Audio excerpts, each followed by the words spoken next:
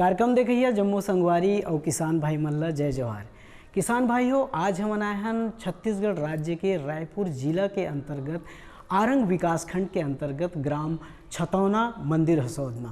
जी हाँ के महिला मन हा पहली अपन आर्थिक स्थिति ले कमजोर रह के और घर के चूल्हा चौका तक सीमित रह के बहुत ज़्यादा पारिवारिक कष्ट झेलत रही से।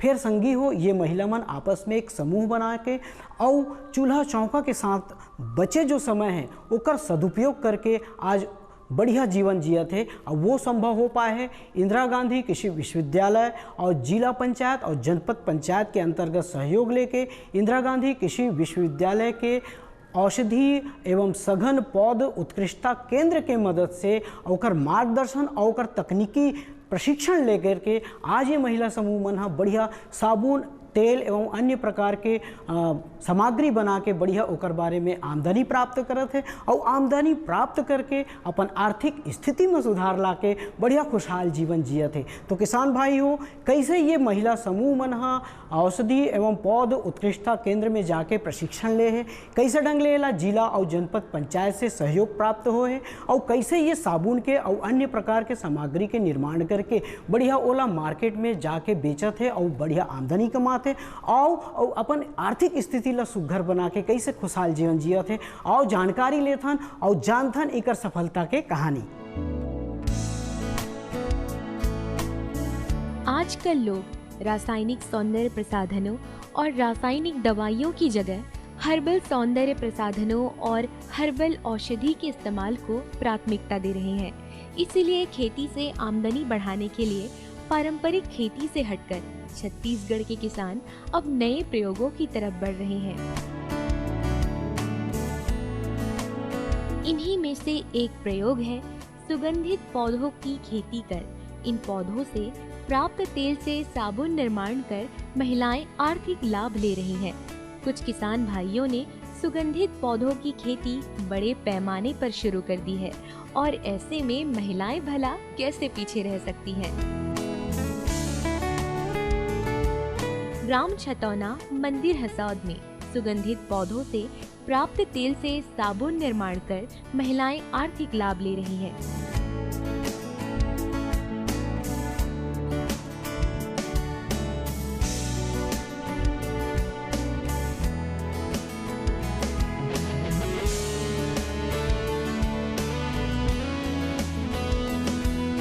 यदि बात करें पामारोजा की, तो पामारोजा घास की पत्तियों एवं पुष्प से जिरेनियम नामक बहुपयोगी तेल प्राप्त होता है, जिसमें गुलाब जैसी सुगंध आती है।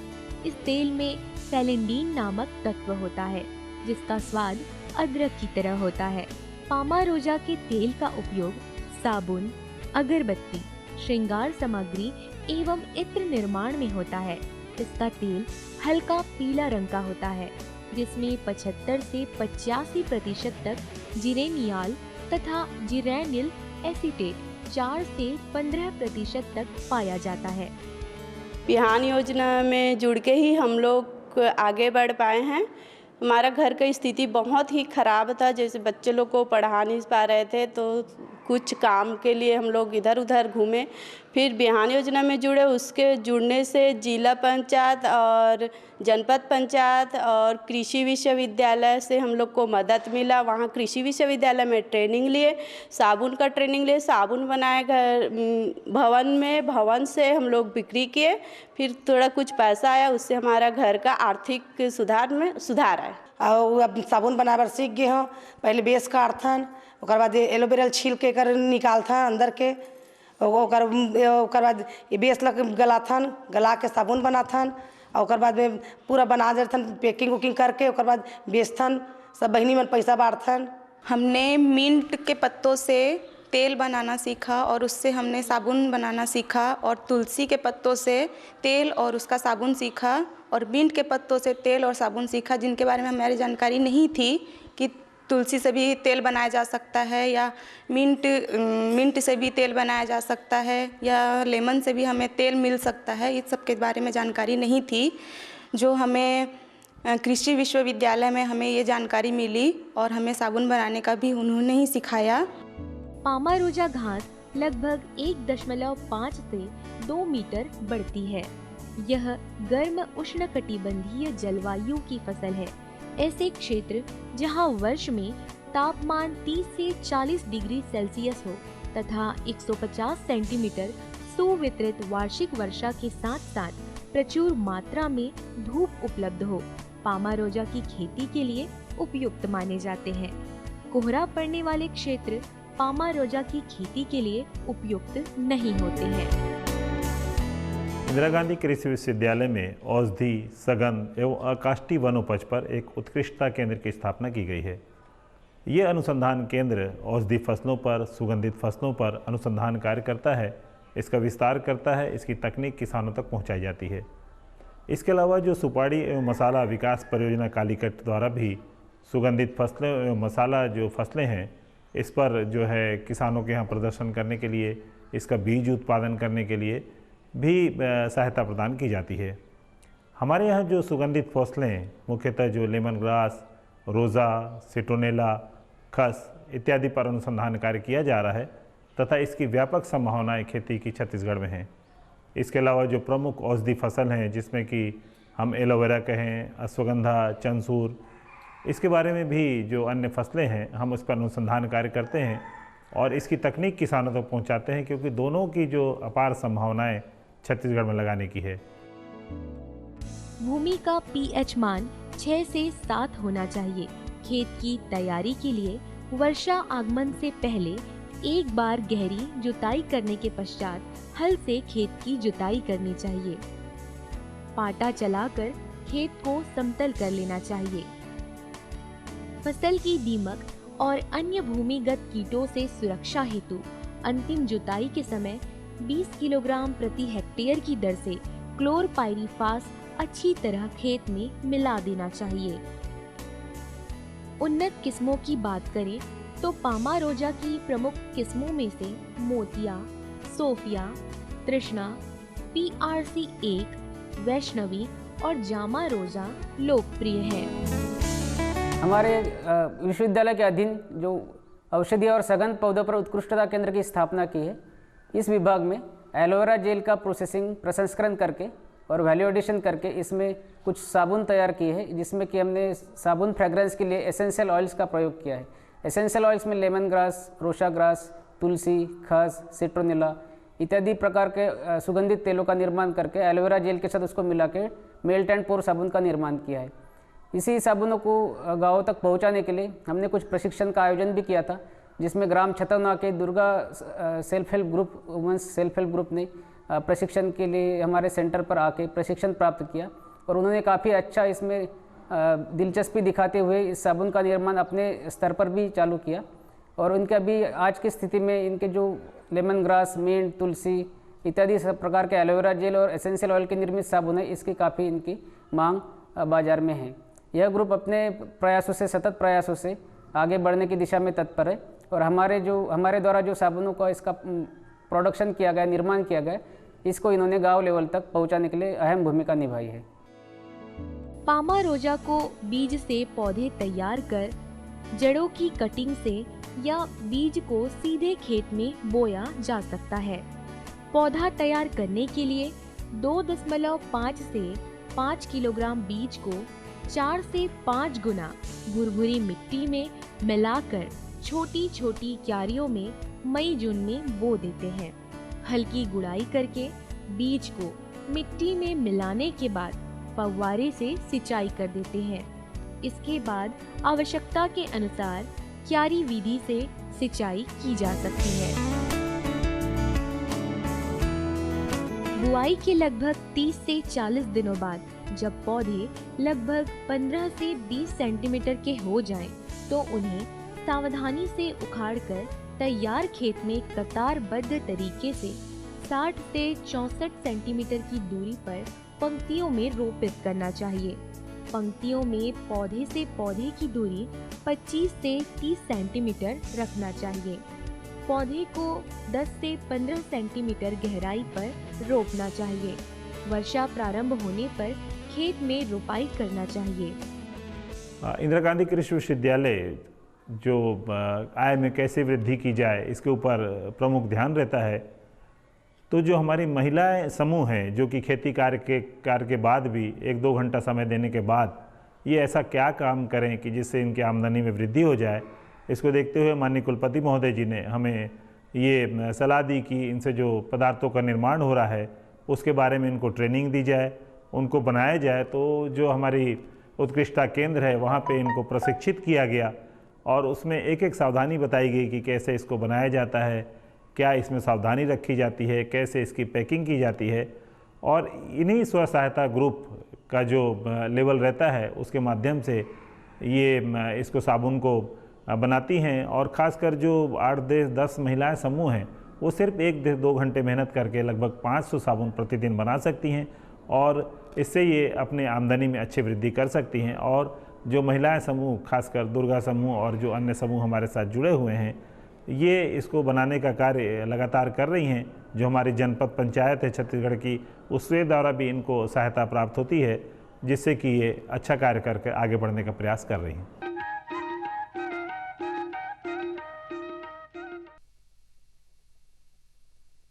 सब्जी में मसाला ज्यादा है। कितनी बार कहा है कि जितनी जरूरत हो बस उतना ही डाला करो। अरे मुझसे तो ऐसा कभी कभार होता है। और तुम जो हमेशा खेत में अनाप शनाप कीटनाशक डालते हो उसका क्या? ठीक ही तो कह रही है बहू। देख, खेत में उतनी ही दवा डाल जितनी जरूरत हो। याद रखो, कीटनाशक जहरीले होते हैं। डिब्बे पे लिखी सूचना के हिसाब से ही दवा डालनी चाहिए। पहले फेरोमोन ट्रैप, फ्लाइट ट्रैप, मित्र कीट, जैविक कीटनाशक आदि का इस्तेमाल करें। जरूरत पड़ने पर ही रासायनिक कीटनाशक का इस्तेमाल करें। छिड़काव सुबह या शाम दस्ताने, मास्क और पूरी आस्तीन वाले कपड़े पहनकर करें। हवा की दिशा में छिड़काव करते हुए पीछे जाएं। दवा के डिब्बे, छिड़काव यंत्र सुरक्षित जगह पर रखें। अब कुछ समझे क्या? हाँ, समझ गया मेरी रानी। अब ना करो नादानी। इसने पिला दिया ना तुझे पानी।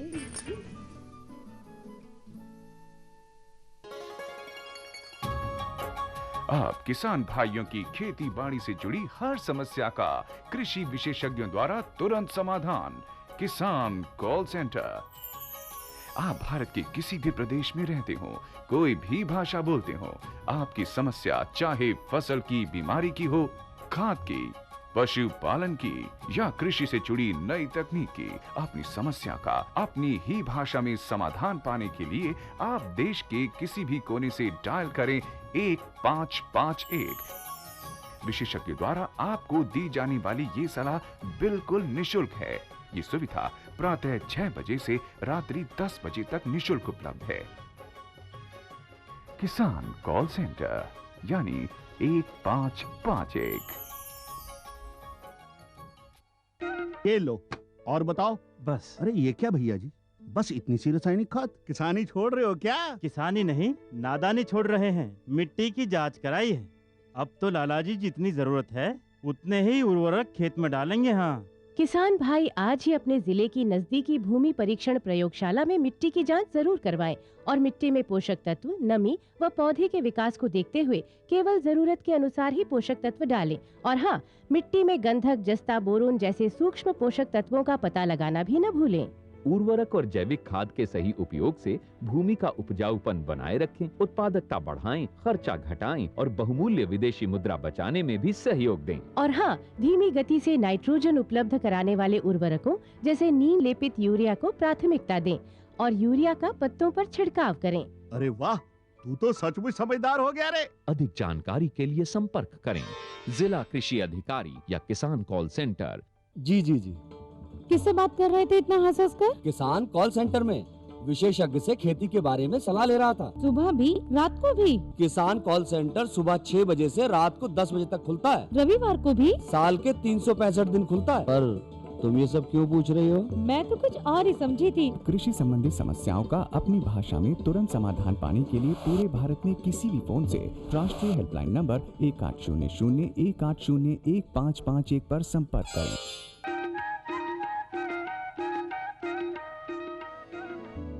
पामारोजा सदाबहार बहुवर्षीय घास होने के कारण इसे अधिक मात्रा में पोषक तत्वों की आवश्यकता होती है। बोनी के समय 40 किलोग्राम नत्रजन, 50 किलोग्राम स्फुर तथा 40 किलोग्राम पोटास प्रति हेक्टेयर की मात्रा में देनी चाहिए। पामारोजा के हर भाग में तेल होता है। इसके फूल में सबसे अधिक तेल होता है। सिंचित क्षेत्रों में वर्ष में 3 कटाई ली जा सकती है। कटाई का उपयुक्त समय पुष्प खिलने के समय से अधपके बीज की अवस्था तक होता है।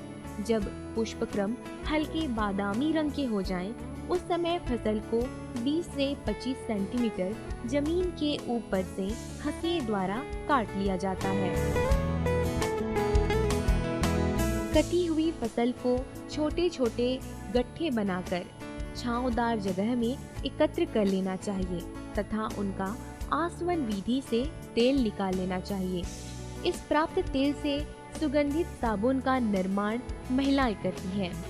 ठीक इसी प्रकार लेमन ग्रास से भी तेल निकालकर साबुन बनाकर आमदनी बढ़ाई जा सकती है, जैसे कि मंदिर हसौद की आत्मनिर्भर महिलाएं कर रही हैं। लेमन ग्रास की खेती या पौधे लगाने के लिए 1-1 फीट की दूरी पर लगानी चाहिए ताकि पौधों में पत्तियां ज्यादा से ज्यादा हो।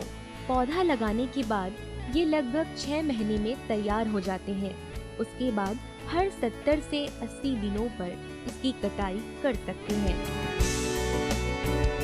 जो भी महिला समूह के प्रशिक्षण ग्रुप आते हैं, इनको एलोवेरा का जेल निकालना, इसका प्रसंस्करण करना, उसको कुछ दिन तक स्टोरेज करना, इसके बाद जो एसेंशियल ऑयल का निर्माण कैसे होता है, उसको डिस्टिलेशन कैसे होता है, ये भी हम इस प्रशिक्षण में सिखाते हैं।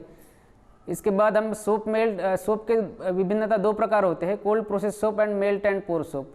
तो मेल्ट एंड पोर सोप जो है यह तुलनात्मक दृष्टि थोड़ा सा कम कौशल की चीज़ है। इस कारण हमने इन ग्रुप को इसी साबुन के मेथड में हमने इनको प्रोत्साहित किया। और मेल्ट एंड पोर सोप में एलोवेरा जेल और विभिन्न एसेंशियल ऑयल का प्रयोग करके melt and pour soap base के साथ बना के साबुन के सिलिकॉन मोल्ड में सांचे में ढाल के कौन सा साबुन कैसे बन सकता है और कितने दिन में उसकी पैकिंग होती है, निर्माण होता है, यह सभी चीज़ें विस्तार से इस प्रशिक्षण में सिखाई जाती है। एक बार फसल लगाने के बाद साल में 5 से 6 कटाई ली जा सकती है, जिससे करीब 100 से 150 किलोग्राम तेल निकलता है। खर्चा निकालने के बाद 1 हेक्टेयर में किसान को प्रति वर्ष 70,000 से 1,20,000 का शुद्ध मुनाफा हो सकता है। 1 हेक्टेयर की नर्सरी के लेमन ग्रास के करीब 10 किलोग्राम बीज की आवश्यकता होगी। 55 से 60 दिन में नर्सरी रोपाई के लिए तैयार हो जाती है। लेमन ग्रास की पत्तियों से तेल निकालने की एक विशेष टंकी होती है। लेमन ग्रास की खेती हो या पामारोजा, इनकी खेती करने वाले कृषकों को बाजार ढूंढने में ज्यादा मेहनत करने की जरूरत नहीं पड़ती। बाजार में इसे हाथों हाथ ले लिया जाता है। देश के हर हिस्से में इसके कई सारे खरीदार मिल जाते हैं। हम जहाँ ग्राम छतौना में उपस्थित है, यहाँ के दुर्गा सेल्फ हेल्प ग्रुप में महिलाओं ने हमारे कृषि विश्वविद्यालय में प्रशिक्षण प्राप्त किया और हर्बल साबुन बनाने के दौरान काफ़ी कुछ चीज़ें सीखी। वहाँ आने से पहले इनको हर्बल साबुन के निर्माण में बहुत ही कम ज्ञान था, जबकि वहाँ आने के प्रशिक्षण के बाद इन्होंने एलोवेरा जेल का प्रसंस्करण करना, सुगंधित पौधों से तेल निकालना, उसका प्रयोग करके विभिन्न प्रकार के साबुन बनाना, उसका पैकिंग, लेबलिंग और थोड़े से मार्केटिंग के भी कुछ तकनीकें वहाँ पे ये सीखी। और यह अपने अनवरत प्रयास से यह ग्रुप अच्छा काम कर रहा है और अपने जो निर्मित साबुन है इसका थोड़ा सा इसका मार्केटिंग भी अच्छे तरह से कर पा रहा है। पहले तो हम लोग घर से बाहर नहीं निकलते थे। इसमें जुड़े साबुन का बिक्री करने के बहाने से ही कुछ हो, लेकिन सारे महिला मिल के हम लोग जाते हैं साबुन बेचने के लिए। जैसे कृषि विश्वविद्यालय में देते हैं, जनपद में देते हैं, जिला पंचायत में देते हैं और कुछ सिटी मॉल वगैरह में भी देते हैं। जो हमें अच्छा लगा वो हमारा साबुन का काम था और हम एक कॉलेज गए, वहाँ उसका नाम था कृषि विश्वविद्यालय। हम वहाँ साबुन सीखने गए। हमें सर लोगों ने बहुत अच्छा साबुन सिखाया, हमारी बहुत मदद की। हम उस मदद से हम जिला पंचायत और जनपद यहाँ सब साबुन बिक्री किए और हमें बहुत अच्छा लाभ मिला। जिससे हमारी आर्थिक स्थिति बहुत अच्छी हुई।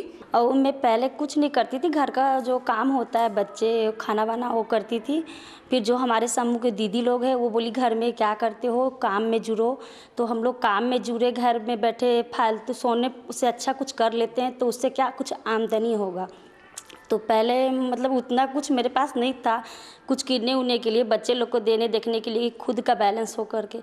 तो जब मैं साबुन बनाना सीखी तो उससे मेरे को कुछ फ़ायदा हुआ, उसका बिक्री किए तो फ़ायदा हुआ। उस समय हम लोग बहना लोग बांटे और उसमें हम लोग को कुछ बचा तो कुछ बचा के बच्चे लोग के लिए भी किए। साबुन बना के साबुन सीख गए हम पूरा।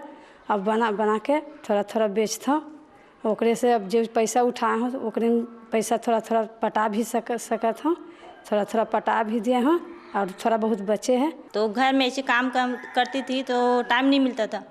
तो ये दीदी लोग बोले तो 2 घंटा के लिए क्या करोगे घर में, तो चलो साबुन बनाते हैं। तो इन लोग सीख के आए थे तो मैं भी निकल गई हैं इन लोगों के साथ। तो इन लोग भवन में आए तो सब यहीं पर सीखने लगे, तो मैं भी धीरे धीरे सीख गई यहीं पर। तो सीख के ना सब आए, सब समिति लोग भी बना रहे हैं, तो अगरबत्ती कुछ बनाने के लिए सब आ रहे हैं। ग्राम छतौना मंदिर हसौद की महिलाएं तेल से साबुन बनाकर इन प्रोडक्ट को सीधे व्यापारी तक विक्रय करती हैं।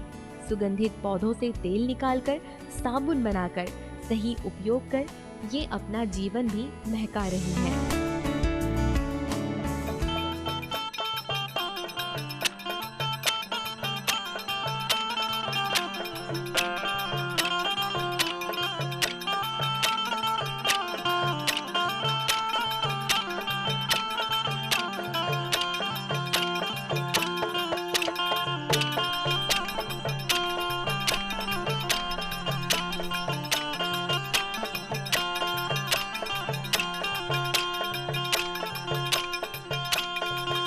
फुलवा भारी लाल, फुलवा भारी लाल, फुलवा भारी लाल, फुलवा भारी लाल, फुलवा भारी लाल, फुलवा भारी लाल, फुलवा भारी लाल, फुलवा भारी लाल, भारी दादा लाल बेकारा की फुलवा भारी लाल, भारी दादा लाल बेकारा की फुलवा भारी लाल, भारी दादा लाल बेकारा की फुलवा भारी लाल, भारी दादा लाल बेकारा की फुलवा भारी लाल।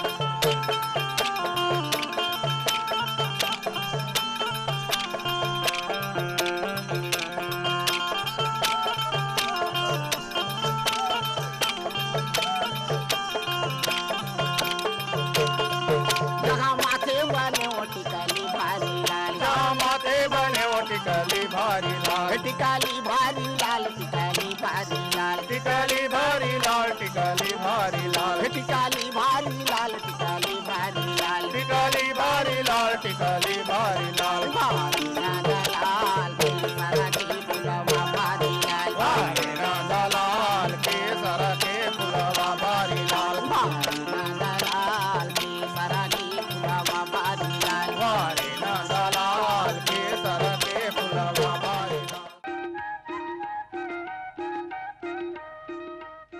आप मन ये कार्यक्रम ला देखे हो, ये कार्यक्रम के जानकारी लेके एकर द्वारा जतका भी आप मन ह कार्यक्रम के जानकारी मिलिस ओला अपना के अपनो जीवन ला खुशहाल बनाहूँ और ऐसने सुघर जिंदगी ला जियत रहूँ, ये आशा और विश्वास के साथ आज के कार्यक्रम में बसत के अब यह अंक में ऐसने फिर सुघर सुघर जानकारी ला लेके मैं आपन संग गोड बात ला करूँ। तब तक बर हम ला देवा विदा। जय जोहार।